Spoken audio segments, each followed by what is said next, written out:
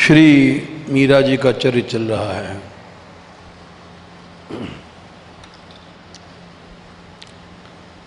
सदृश गोपिका प्रेम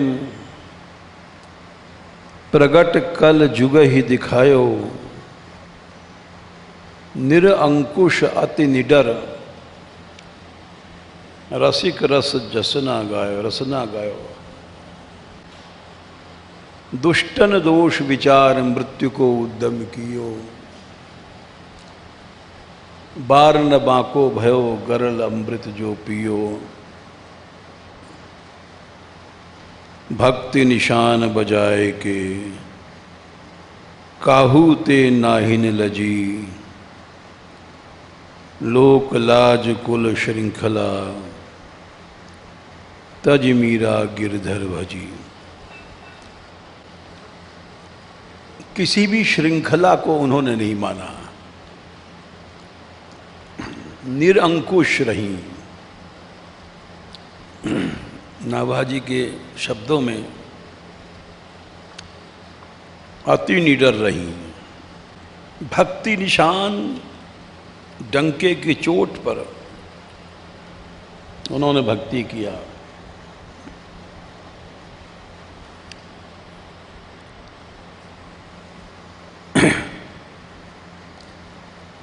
कल ये चरित्र सुनाया था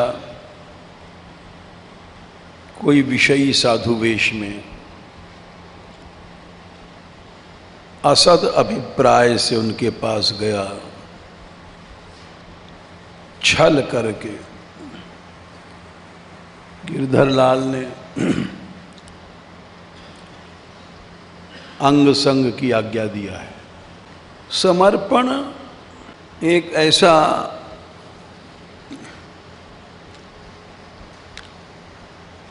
अमोघ अस्त्र है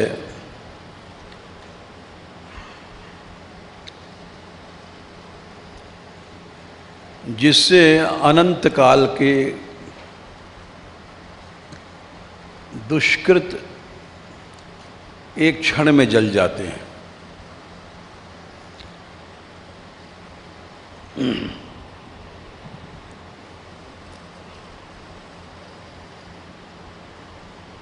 और उस समर्पण को भगवान ने भी कहा है कि वो समर्पण अध्यात्म चित्त से होना चाहिए। तो कल ये प्रश्न था कि वो समर्पण क्या है अध्यात्म चित्त का।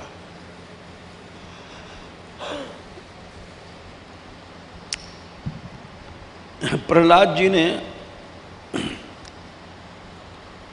समर्पण की महिमा बताते हुए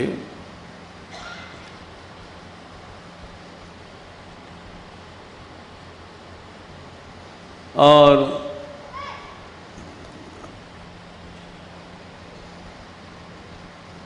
इतना उसकी महत्ता बताई है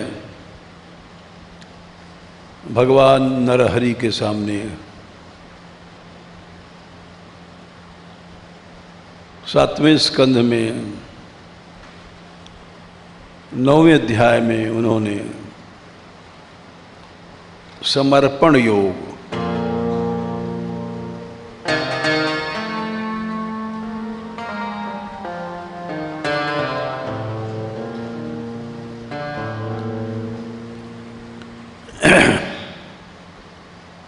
उन्होंने कहा, हे नरहरे,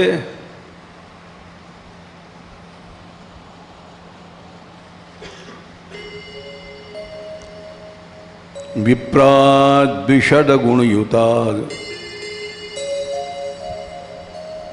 अरविंदनाभ पादारविंद विमुखाद क्षपचम वरिष्ठम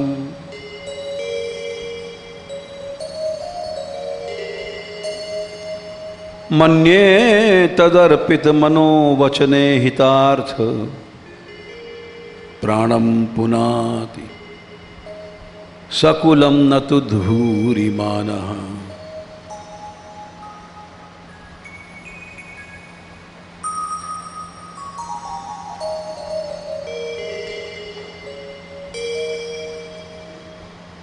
ब्राह्मण भगवान का मुख है। जन्मना ब्राह्मणो गुरु, जन्म से ही वो गुरु होता है। स्वयं भगवान भी ब्रह्मण्य देव हैं।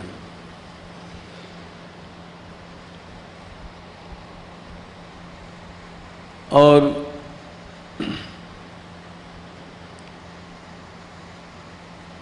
गोस्वामी जी ने भी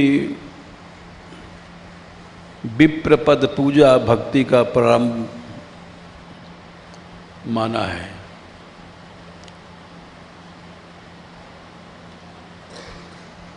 किंतु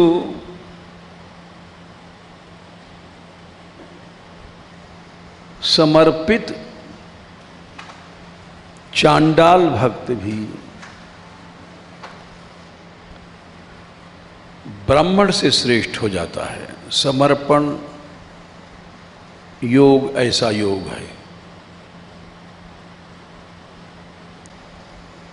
ब्राह्मण के अंदर 12 गुण यदि होते हैं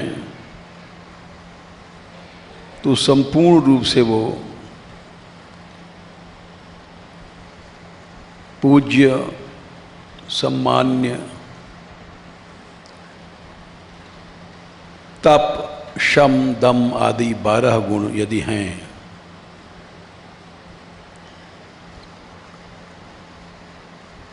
भगवान ने भी ब्राह्मण में सबसे अधिक गुणों का वर्णन किया है।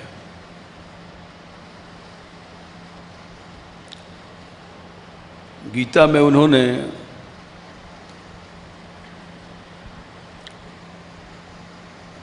अठारहवें अध्याय में 42, 43, 44 इन 3 श्लोकों में सभी वर्णों के गुणों का वर्णन किया। ब्राह्मण में 9 गुण बताए, क्षत्रिय में 7, वैश्य में 3, शूद्र में 1।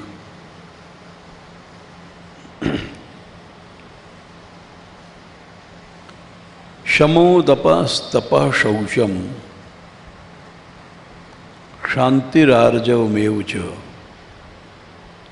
ज्ञानम विज्ञानम आस्तिक्यम। ये 9 गुण उन्होंने ब्राह्मण में बताए।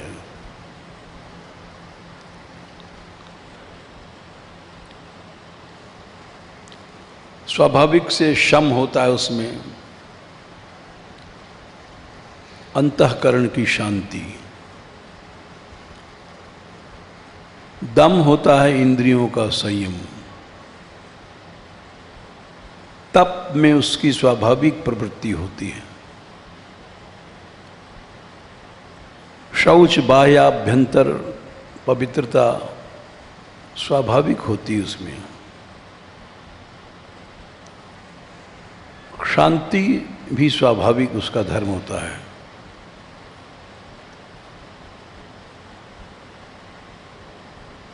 आर्जव सरलता जो दिव्य गुण है, जो भक्ति देता है, वो भी उसमें होता है।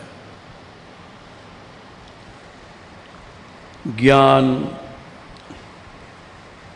और विज्ञान, क्रियात्मक अनुभूति पूर्ण ज्ञान को विज्ञान कहते हैं। आस्तिक्य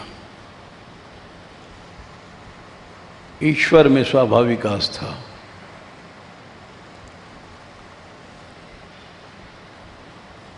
ये 9 गुणों का वर्णन किया है। इसके अतिरिक्त 3 गुण और होते हैं स्मृतियों में। तो 12 गुणों से जो युक्त होता है ब्राह्मण, वो भगवत स्वरूप होता है। क्षत्रिय में कम होते हैं उसे 3 गुण। शौर्यम तेजो धृतिर्दाक्षम युद्धे चाप्य पलायनम। दानम ईश्वर भावश्य क्षात्रम कर्म स्वभावजम। शौर्य, तेजो, धृति, कुशलता, युद्ध में पीछे नहीं हटना, दान और ईश्वर भाव, शासन का भाव, इस तरह से तो प्रहलाद जी कहते हैं कि यदि 12 गुणों से युक्त कोई ब्राह्मण है, विप्रात द्विषड गुणाग, 2 6 माने 12। प्रथम तो ये बड़ा कठिन है ऐसा विप्र मिलना ही, किंतु यदि कोई है भी और उसमें भक्ति नहीं है तो उससे चांडाल भी श्रेष्ठ है। विप्राट द्विषड गुण युताद अरविंद नाभ पादारविंद विमुखात क्षपचम वरिष्ठम।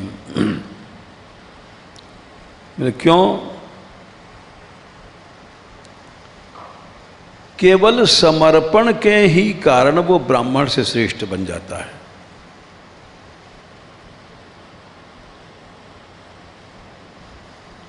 समर्पण क्या है? समर्पण ये नहीं कि खाली हमने भोग लगा दिया या मन से कह दिया सब प्रभु तेरा ही है, उसको समर्पण नहीं है। मन, वचन, ईहित चेष्टाएं,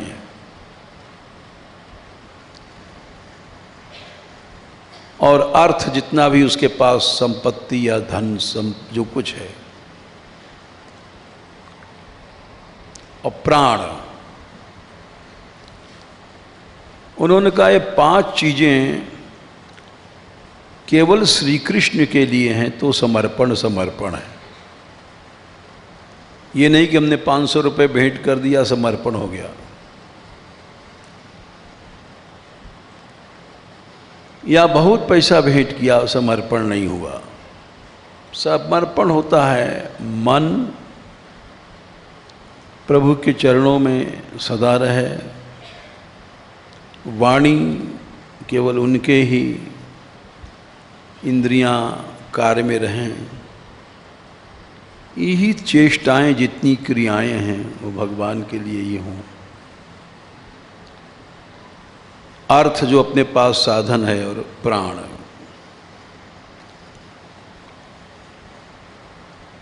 ऐसा अगर समर्पण है तो चांडाल वो स्वयं तो पवित्र होता है, अपने कुल को भी पवित्र कर देता है।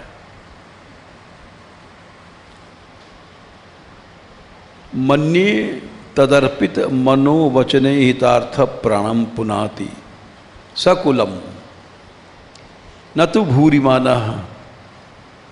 मान की भावना रखने वाला ब्राह्मण स्वयं भी पवित्र नहीं होता है, दूसरों को क्या पवित्र करेगा।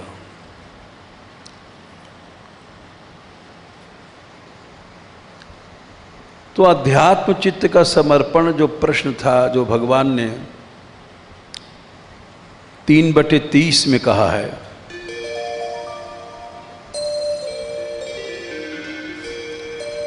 मयि सर्वाणि कर्माणि सन्न्यस्य अध्यात्म चेतसा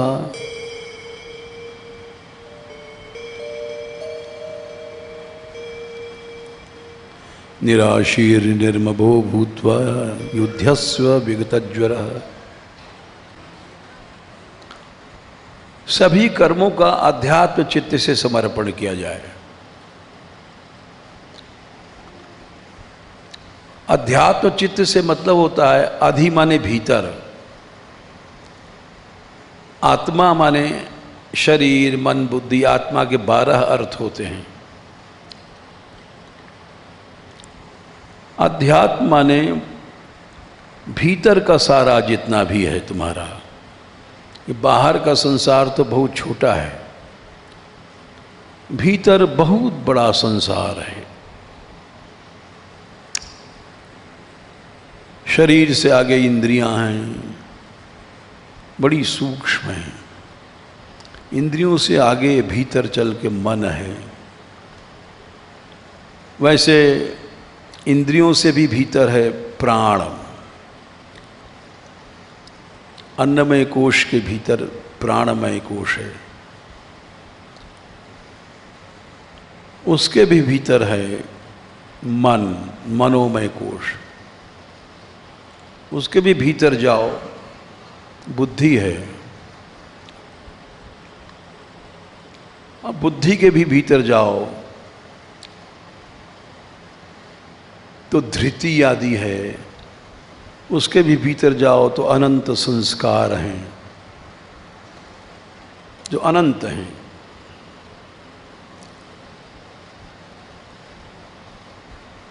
तो केवल शरीर का समर्पण नहीं है। भीतर का जितना भी है अध्यात्म बोला जाता है। स्वभाव, गुण, कर्म, इंद्रियां, मन, बुद्धि, ये सब अध्यात्म है।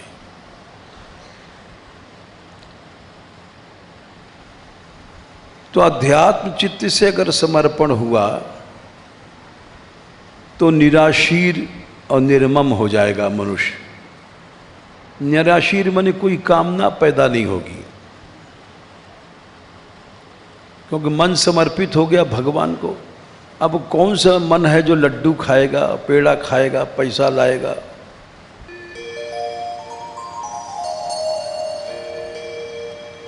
ऊधो मन न भय 10-20, एकौ सोतो गयो श्याम संको अवराधे वीश। तो जब मन समर्पित हो गया भगवान में, तो बाहर क्यों आएगा लड्डू खाने, भोग भोगने, पैसा इकट्ठा करने? इसलिए मन का समर्पण, इंद्रियों का समर्पण हो गया तो दूसरी इंद्रियां कहां से लाएगा भोग भोगने के लिए? बुद्धि का समर्पण हो गया, अहंता का समर्पण हो गया, आशयाभिमान जाय जन भोरे, मैं सेवक रघुपति पति मोरे। अहंता का समर्पण। फिर वो किसी का बाप नहीं, किसी की माँ नहीं, किसी का पति नहीं, किसी की स्त्री नहीं है। अहंता का समर्पण में केवल वो प्रभु का सेवक है बस, और कुछ नहीं है। इसको अहंता का समर्पण कहते हैं।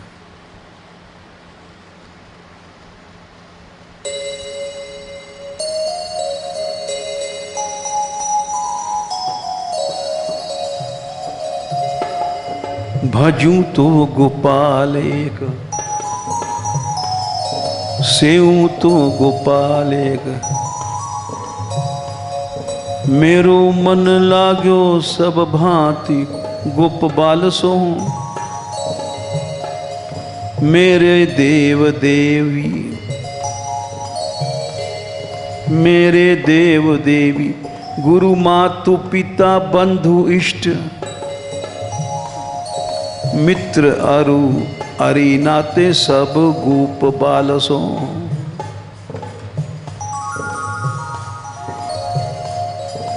हरिश्चंद्र और सोना कछु संबंध मेरो, आसरु सदैव एक लोचन विशाल सो। मांगू तो गोपाल सो, ना मांगू तो गोपाल सो, रीझू तो गोपाल सो, खींचू तो गोपाल सो। ये अहंता का समर्पण हो गया। गुरुपित मात न जानो काहू, सहज स्वभाव नाज पथियाहू, मोरे सबई एक तुम स्वामी दीन। लक्ष्मण जी ने जैसे कहा था।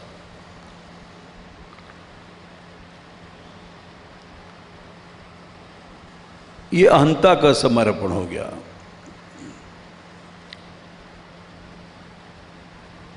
और जहाँ लग जगत सने सगाई प्रीति प्रतीति निगम निज गाई। न संसार में कोई मित्र रहा न शत्रु रहा, कोई संबंध ही नहीं रहा। समर्पण उसको कहते हैं। इसलिए अध्यात्म चित्त का समर्पण ऐसा कोई खेल नहीं है।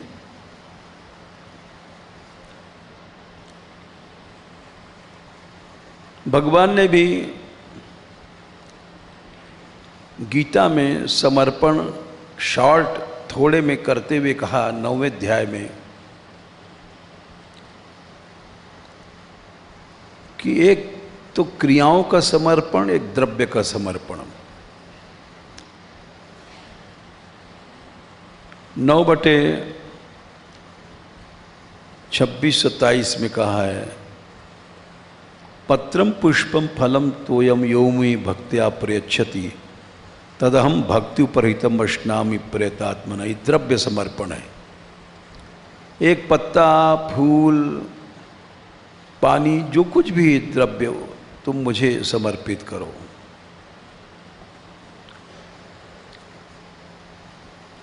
दूसरा उन्होंने कहा यत करोषि यदश्नास यद जोहोषि ददासी यत तपस्यसि कौन्ते तत् कुरुष्व मदर्पणम। समस्त क्रियाओं का समर्पण। फिर समर्पण के बाद ये नहीं कि साहब हमारा काम नहीं बना, हम हार गए, हम जीत गए, ये सब नहीं। समर्पण के बाद फिर उसको फल की सोचता है, अपने मनोनुकूल फल की, तो समर्पण नहीं है। उसका समर्पण फलों में है। जैसे मान लीजिए हम लड़ाई लड़ रहे हैं, हार गए, हार हमको बुरी लगी। तो बुरी क्यों लगी? क्योंकि हमारा समर्पण फल में था, भगवान में नहीं था। पैसा नुकसान हो गया, धन चला गया, तो दुख क्यों हुआ? क्योंकि समर्पण हमारे पैसे में था, भगवान में नहीं था। भगवान में होता तो वो जो कुछ कर रहा है वो ठीक कर रहा है।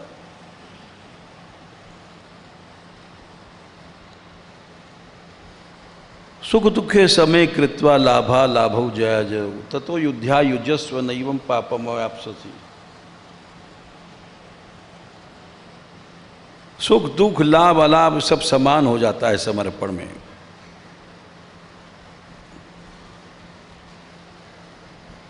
इसीलिए भगवान ने सबसे पहले गीता में फलासक्ति का निषेध किया। फलासक्ति रहते हुए समर्पण नहीं होगा और न भक्ति आएगी निष्काम। 2/49 में कहा है, दूरेण ह्यवरम कर्म बुद्धि योगा धनंजय। अर्जुन, अवर माने नीच, सकाम कर्म यानी फलासक्ति वाले कर्म अत्यंत नीच हैं। दूरेण माने अत्यंत नीच हैं।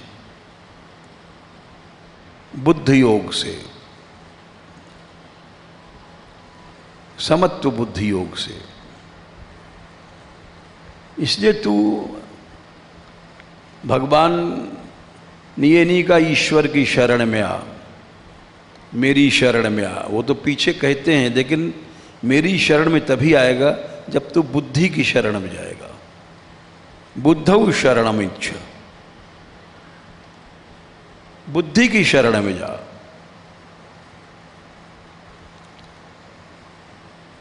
मेरी शरण में अपने आप आ जाएगा।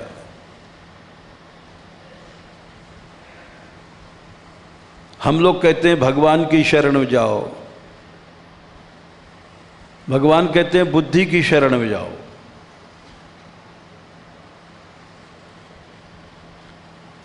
कृपणा फल हेतवा, कौन सी बुद्धि? जिसमें फल के हेतु फल की कारणता नहीं है। ये फल की कारणता वाले कृपण हैं, निकृष्ट हैं। कौन सी बुद्धि? 2/51 कर्मजम बुद्धि युक्ता ही फलम त्यक्त्वा मनीषिणः। जिस बुद्धि में फल नहीं है, फलासक्ति नहीं है, उस बुद्धि से तुम जन्म मरण पार हो जाओगे।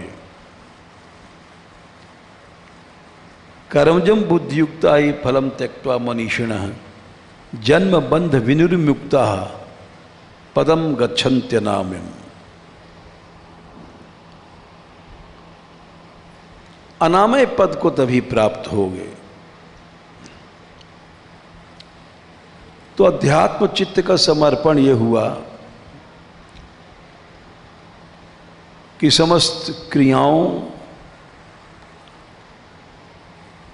मन की, इंद्रियों की, शरीर की, मन समेत सब उनको अर्पित हो गया। तो उसकी पहचान है निराशीर निर्ममो। निराशीर माने फिर तुम्हारे मन में कामना पैदा नहीं होगी। अब मन तो तुमने भगवान को दे दिया। निर्मम ममता कहीं नहीं रहेगी संसार में। यह है अध्यात्म चित्त का समर्पण। हम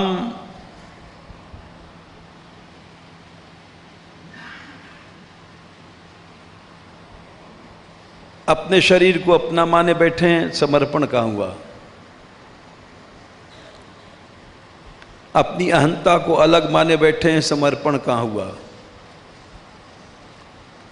ये मेरा बेटा है, मेरी बेटी है, ये समर्पण कहाँ हुआ? ये मेरी स्त्री है, मेरा पति है, समर्पण कहाँ हुआ?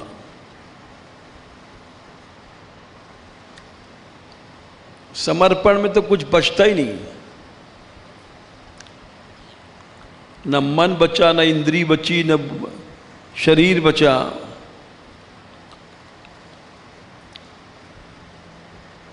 वैसा जो समर्पण होता है,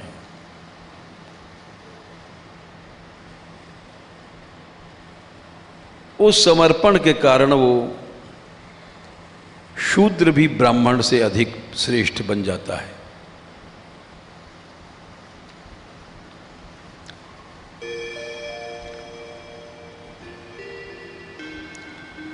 समर्पण की पहचान यही है, निराशीर हो जाना, निर्मम हो जाना।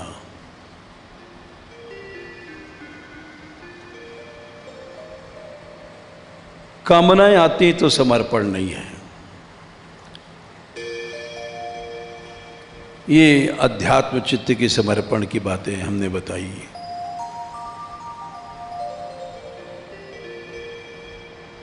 अब आगे चल रहे हैं मीरा जी के चरित्र पर।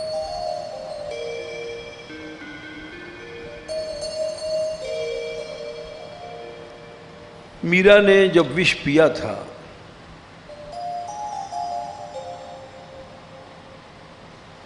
तो विष पीने के बाद से उनकी कांति, तेज, सौंदर्य अधिक बढ़ गया था। जबकि विष से गोरेपन में कालिमा आ जाती है, रूप नष्ट हो जाता है। कोई कितना भी उसकी दवा कर ले, लेकिन विष कुछ न कुछ असर दिखाता है। राजा नल को करकोटक सर्प ने काट लिया था। राजा नल देवताओं से भी ज्यादा सुंदर थे।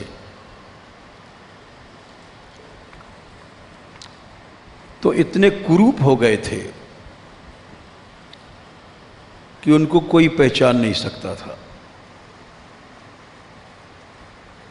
विष सौंदर्य को नष्ट करता है।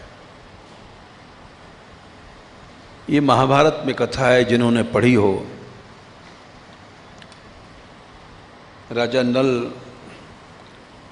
का प्रसंग कि फिर दमयंती पहचान नहीं पाई, दमयंती के यहीं चले गए तब भी नहीं पहचान पाई, बड़ा कुरूप हो गया था। लेकिन प्रियादास जी लिखते हैं कि मीरा ने जब पिया तो उसका रूप बढ़ गया। सुन के कटोरा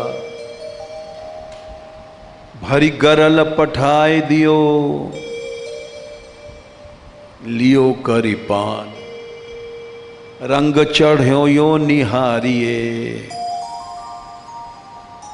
एक विशेष प्रकार की कांति मीरा में बढ़ गई। यो निहारिए, बाहर वो चमक दिखाई पड़ने लग गई। इसीलिए कहा है वो गरल अमृत बन गया था। स्वयं मीरा ने कहा है इस बात को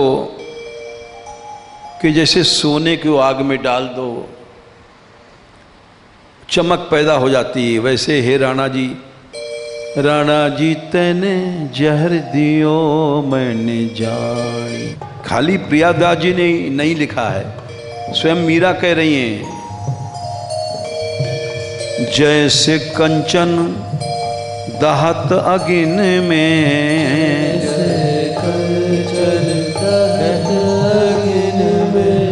निकसत बारा पानी,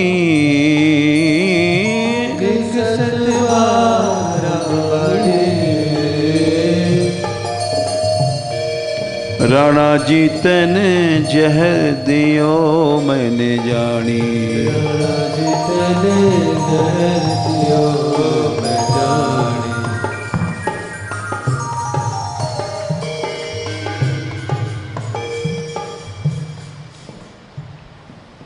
तो ये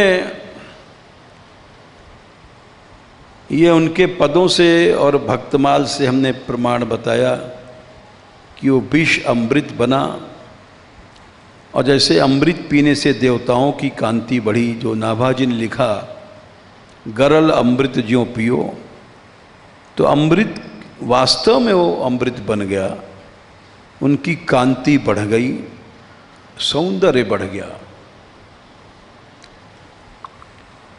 ये कोई उपमा के रूप में नाभाजी ने नहीं लिखा, यथार्थ बात थी। और एक ऐसा चमत्कार हुआ जो अनहोना था। विष से सौंदर्य नष्ट होता है।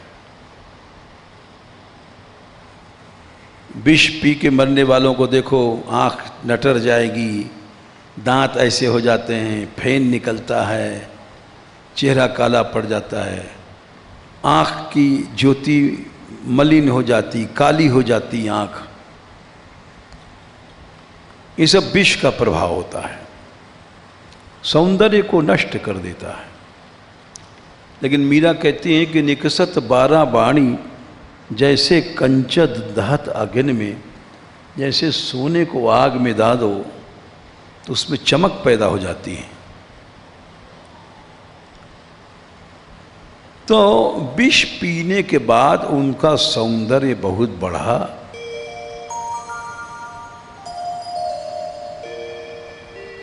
और इतना बढ़ा कि अकबर बादशाह ने भी सुना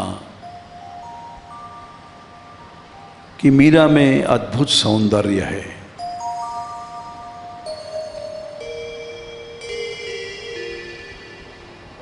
अद्भुत कला है, अद्भुत भक्ति है। प्रियादास जी महाराज लिखते हैं, रूप की निकाई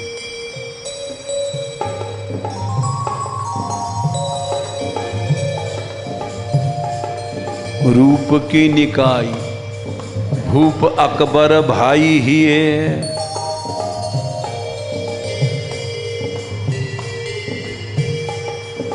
लिए संग तानसेन देखबे को आयो है।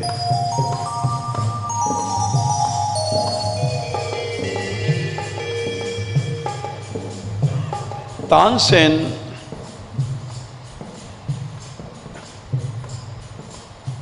अकबर के 9 रत्नों में एक रत्न था।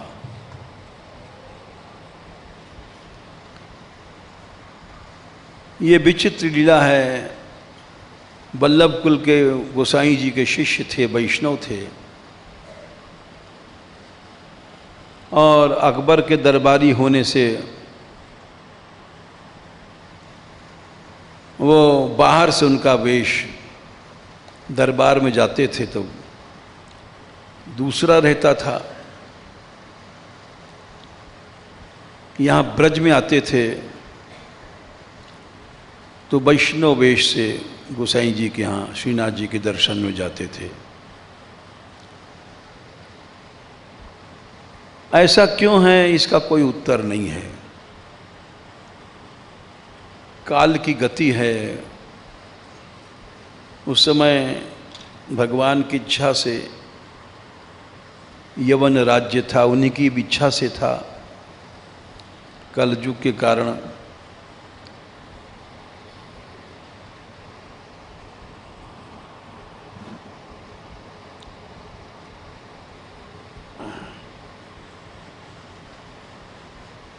अकबर ने पूछा एक बार तानसेन से।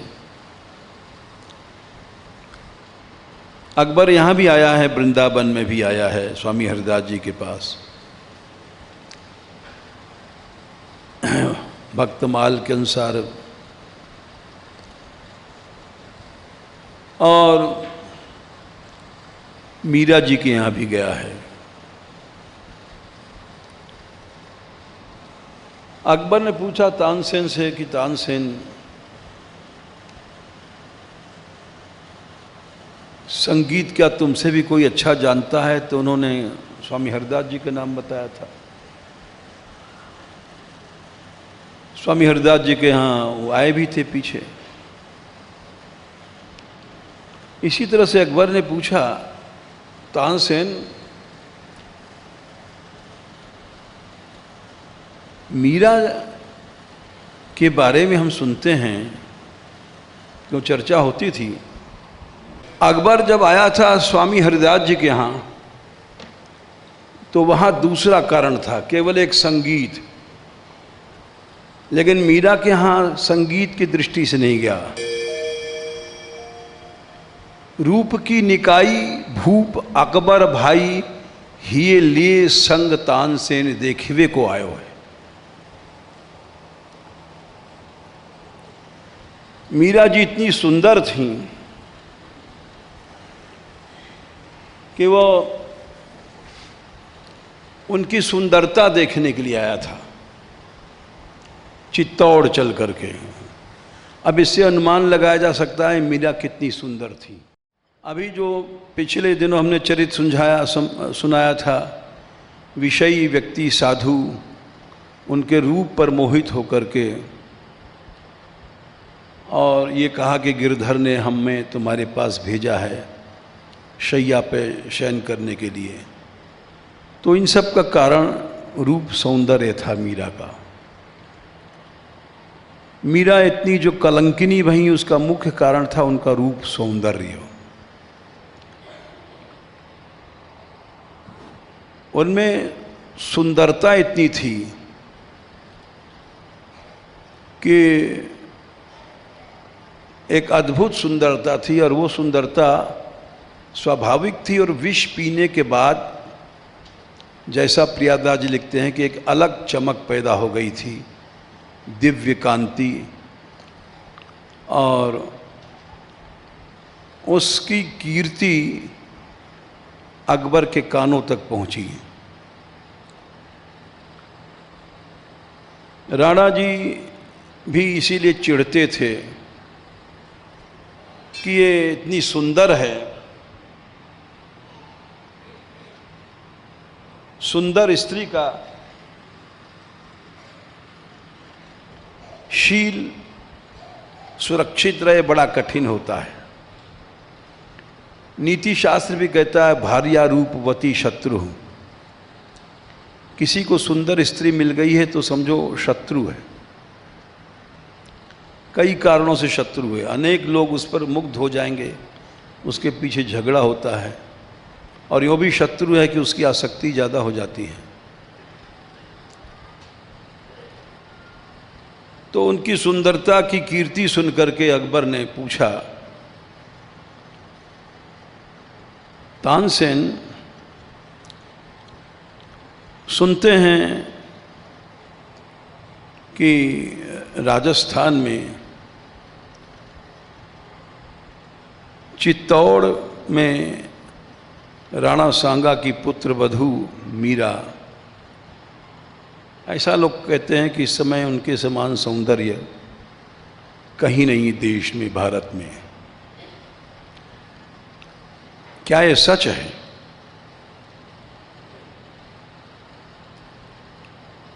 तानसेन ने कहा कि जहां पनाह, ये बात इसलिए भी सच है कि हमारे जो श्याम सुंदर हैं वो इतने सुंदर हैं, तासाम आविर्भूछौरी,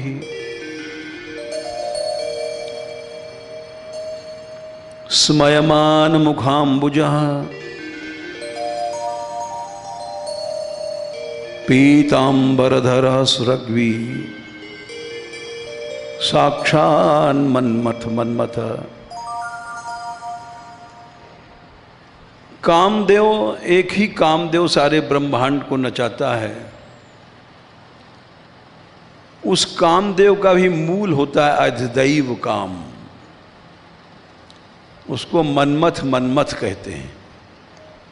जो काम है इस ब्रह्मांड को नचा रहा है वो मन्मथ होता है।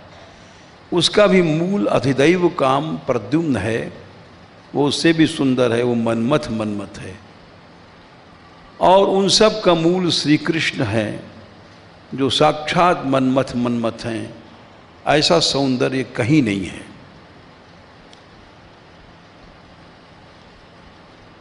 तो वे सर्वाधिक श्याम सुंदर, इसलिए उनको सुंदर कहा जाता है। वे भी मीरा के दीवाने बने घूमा करते हैं, ये अकबर ने कहा। अरे वो तानसेन ने कहा। बोले अच्छा, यद्यपि भगवान तो उनकी भक्ति के अधीन घूमा करते थे, और उन्होंने स्वयं कहा है कि ऐसा कोई क्षण नहीं होता है जहां श्री कृष्ण हमारे साथ न खेल रहे हों। मैं तो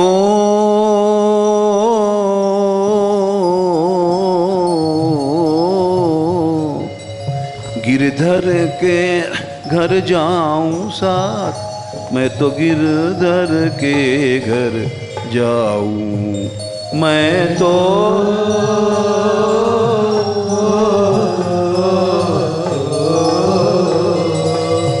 गिरधर के घर जाऊं साथ, मैं तो गिरधर के घर जाऊं।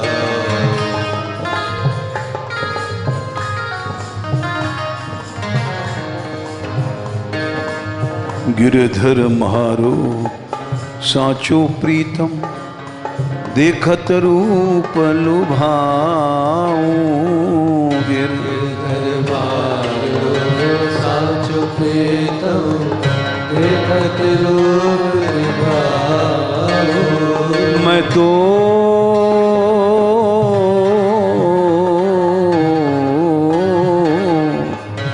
गिरधर के घर जाऊं साथ, मैं तो गिरधर के घर जाऊं। मैं तो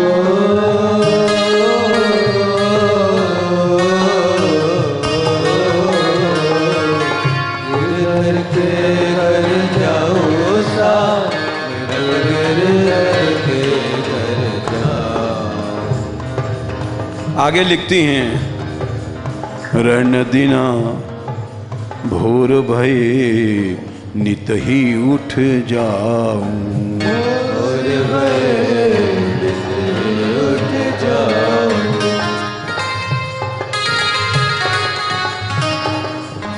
सांझ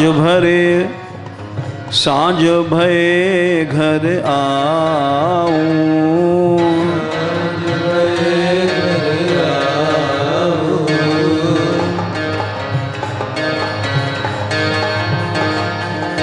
रैन दिना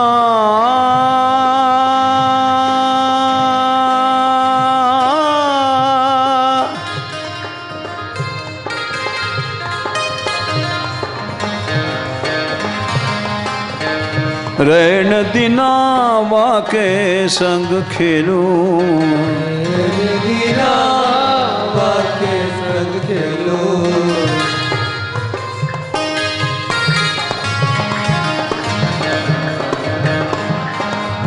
रैन दिना वाके संग खेलूं, दिना वाके संग खेलूं।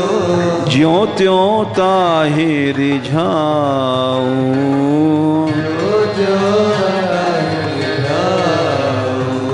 मैं तो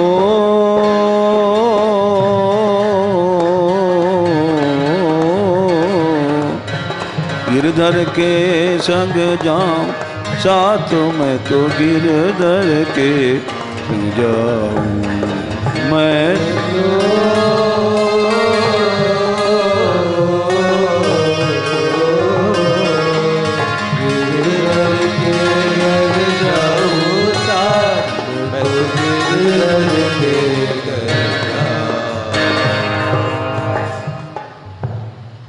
रात दिन श्री कृष्ण इनके साथ खेलते थे।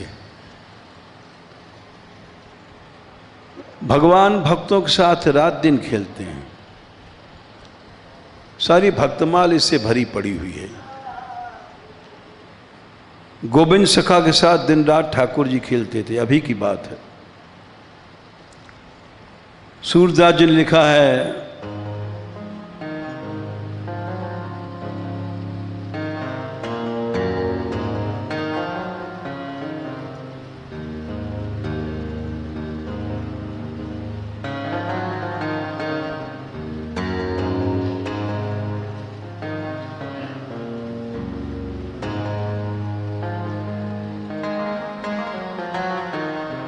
अपने दीन, ये अनुभव है महापुरुषों का।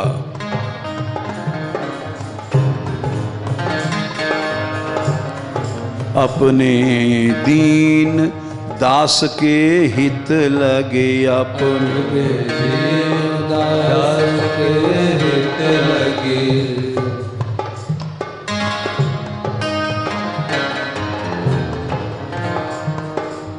अपने दीन दास के हित लगी, अपने दीन दास के हित लगी। फिरते संग संग ही,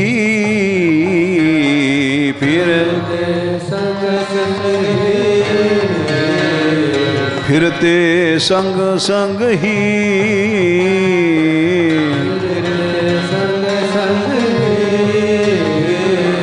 लेते राख पलक गोलक ज्यों, पलक गोलक ज्यों। जैसे पलक आंखों की रक्षा करती है, वैसे हमारे साथ दिन रात खेल घूमते थे। लेते राख पलक गोलक ज्यों, लेते राख पलक गोलक ज्यों। संतत तिन तिन ही,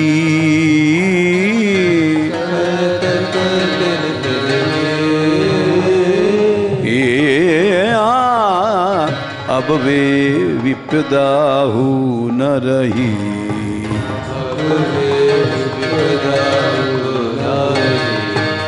मन सा करी, जहां मैं याद करता था वहीं पहुंच जाते थे। मन सा करी सुमिरत है जब जब, मनसा करि सुमिरत है जब जब, आवत तही तही, आवत तही तही,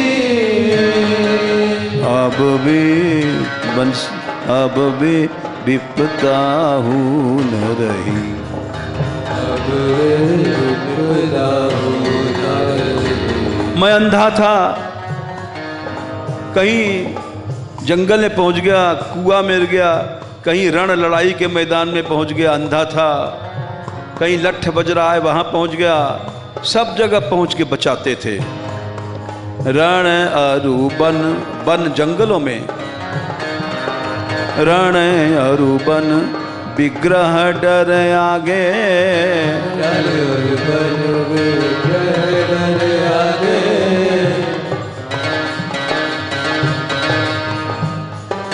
आवत जही तही,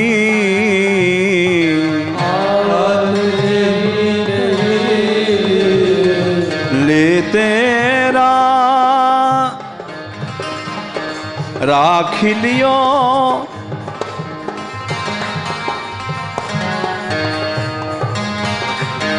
राख लियो तुम ही मधुसूदन, राख लियो तुम ही मधुसूदन, त्रासन ते सब ही, त्रासन ते सब ही, अब वे विपदा हूँ न रही। अब विपदा हूँ न रही। कृपा सिंधु की कृपा एक रस, कृपा सिंधु की कृपा एक रस, एक रस निभाते हैं भक्त को, जिससे हम जैसे मूर्ख नहीं समझ सकते। न ऐसा भाव है, न ऐसी श्रद्धा है, न ऐसी आस्था है, न ऐसा विश्वास है। कृपा सिंधु की कृपा एक रस,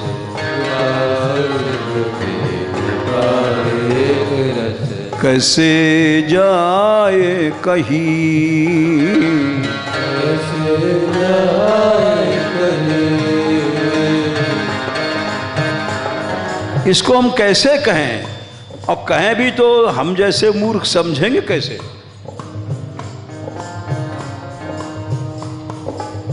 कौन इतना श्रद्धा वाला है, माधवदास जी की शौच धो रहे हैं भगवान, तुलसीदास जी की कुटिया की रखवाली कर रहे हैं धनुष बाण लेके, कौन समझेगा।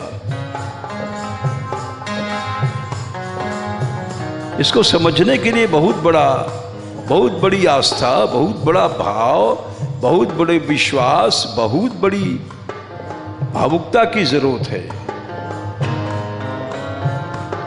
ऐसी आस्था हो जाना, कथा तुम कह रहे हैं लेकिन ऐसी आस्था हो जाना एक अलग बात है।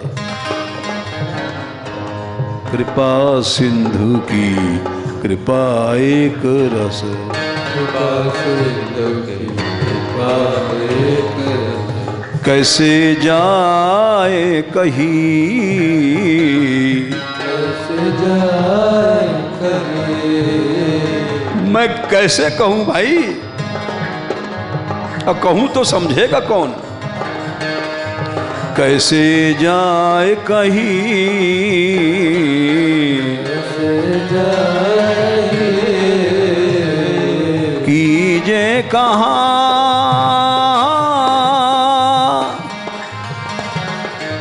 कीजे कहाँ सूर सुख संपत्ति, ये कहा सुर सुख संपत्ति। आग लगा दो, इस पैसा धेला सुख संपत्ति में, ये सब भगवान से अलग करती हैं। जरई सुसंपत सुख सदन सुहृद मातु पित भाई, भरत जी ने कहा था आग लगा दो। ये परिवार माँ बाप सब सन्मुख हो तो जो राम पद करे न सहस सहाय। सूरदास जी वही कह रहे हैं, कीजे कहाँ सूर सुख संपत्ति, कीजे कहा सुर सुख संपत्ति जहाँ यदुनाथ नहीं, जहाँ यदुनाथ नहीं, ये जहाँ यदुनाथ नहीं, जहाँ यदुनाथ नहीं, अब वे विपदाहु न रही। अब वे विपदाहु न रही। तानसेन ने कहा कि जहाँ पना मीरा के पीछे पीछे गिरधर गोपाल घूमते हैं तो आप अनुमान लगा लीजिए कि मीरा कैसी हैं।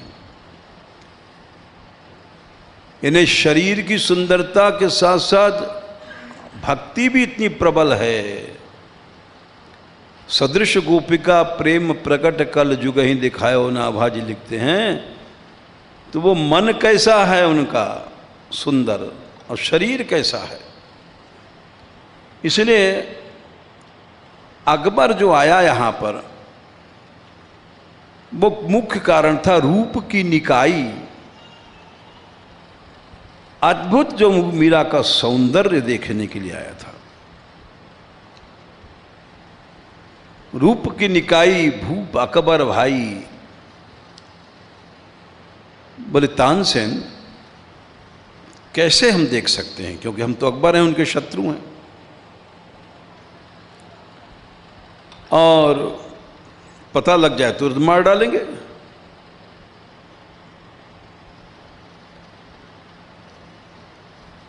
तो तानसेन ने कहा ये बात तो निश्चय है। बोले देखना दर्शन मन करना मैं जरूर चाहता हूं, कोई उपाय है? बोले उपाय क्या, दाढ़ी बाड़ी है ही है, नूर वूर ही है, बाबा जी बन जाइए।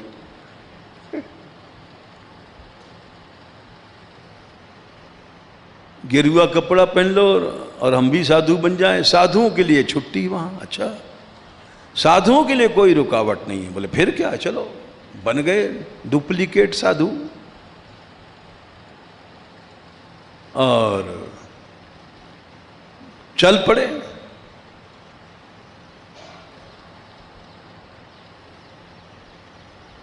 चित्तौड़ पहुंचे दर्शन के लिए।